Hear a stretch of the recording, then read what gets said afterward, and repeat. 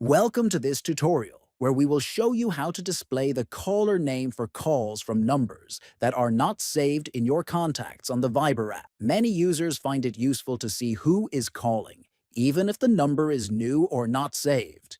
And today, you will learn exactly how to enable this feature. First, open the Viber app on your phone.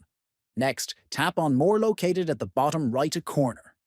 Then, from the menu, select Settings. After that, tap on Calls and Messages. Next, choose Caller ID from the options available.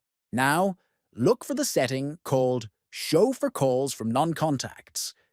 Tap on this option to proceed. In this menu, you can choose to turn on caller name display for incoming calls, outgoing calls, or both. Simply toggle the options according to your preference. When you have made your selection, click on Done to save the settings and exit. By following these steps, Viber will now show the caller name for numbers not saved in your contacts whenever you receive or make a call, depending on your chosen settings. This makes it easier to identify callers and manage your calls more efficiently. Thanks for watching.